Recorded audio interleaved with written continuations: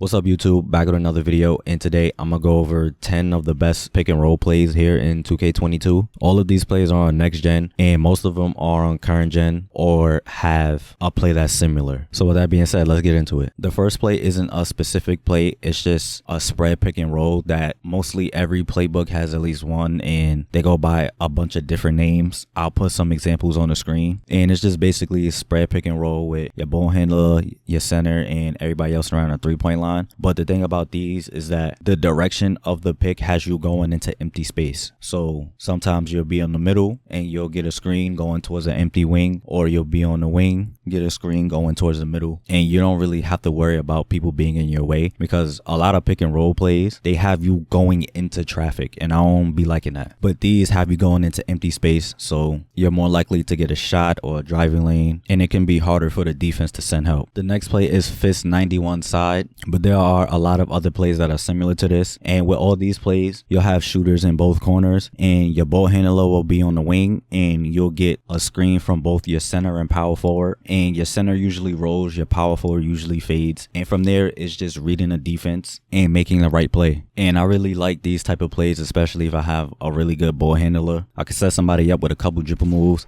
and then hit the double screens, and sometimes I'll be open for the shot, especially if the defense doesn't hedge. So these plays can be really good against people that off ball, because they usually are bad hedge defenders, so you'll be able to get some threes. I tend not to drive on these plays though, because my center is already rolling, and I want to put that opposing center in a position where he either has to run out at me or guard the roll, because the guard that gets screened is gonna be out to play most of the time, and the power forward usually stays on the power forward on the fade. So it's up to the center to either get out or guard the roll, and from there it's just up to you to make the right decision. These plays can also force a lot of switches, so a lot of times you might not get the shot, but you could just back out and then repost, because a lot of times the guard ends up on the center, or sometimes the center ends up on your ball handler, and if you want to take him off the dribble you can do that as well. The next play is fist stagger double. You can find this play in the Cavs and Nuggets playbook, and there are also a couple other plays that are similar to this, and I think these plays are only available on next gen, but they're pretty similar to the fist 90 side plays where you're on the wing and you get this double screen. The only difference with these plays is that before you get those two screens, you'll have a shooter that gets two screens, and sometimes you'll be able to hit him for a 3 or mid-range depending on when you pass him the ball. So before you get your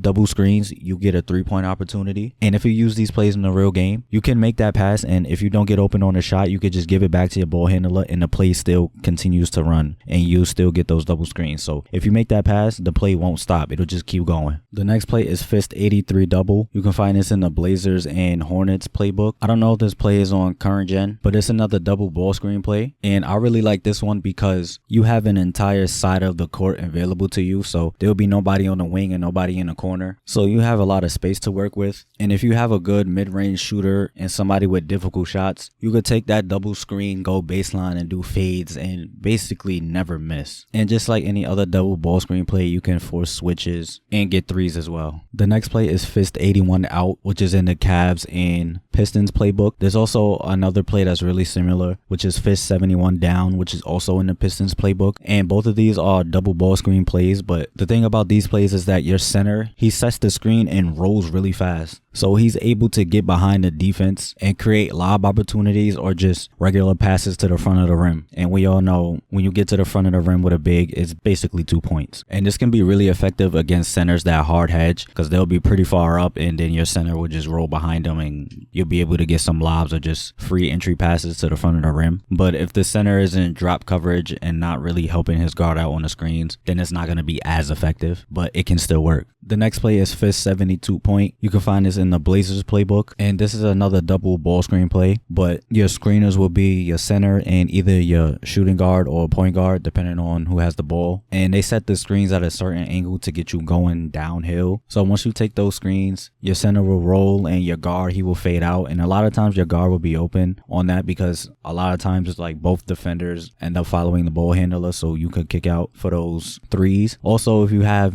again, a ball handler with a good mid-range, difficult shots, you could come off those screens, pull up with some fading mids, or if you have somebody that has circus threes, you could do some fades or step backs into the corner for some threes. And just like other double ball screen plays, you could force switches, get smaller players on your center or slower players on your guard, and take advantage of mismatches. The next play is fist 71 angle. You can find this in the Bucks playbook, and there are plays that are similar to this, but this one is a pick and fade play, a side pick and fade play. So it's good to call if you have a stretch 4 or stretch 5. And since he fades, you might have a little more success getting all the way to the rim, because in pick and rolls, if I know my center is rolling to the rim, I try not to go to the rim with him, because the opposing center can position himself to where he can contest a layup as well as still be close enough to either deflect a pass or still guard the center, and basically put himself in a position where he could guard 2 people at once. So like if I know my big man is rolling, I try to either take a mid-range or a 3 and really force him to make a decision on whether to guard the roll or come out to the perimeter. But in this play, since your big man is fading, you probably have a lot more success driving to the rim. And as always, you can force switches, take those fading mids as well as those step backs into the corner. The next play is fist 21 rip 5 down. And this is a guard to guard screen play with a flare screen after.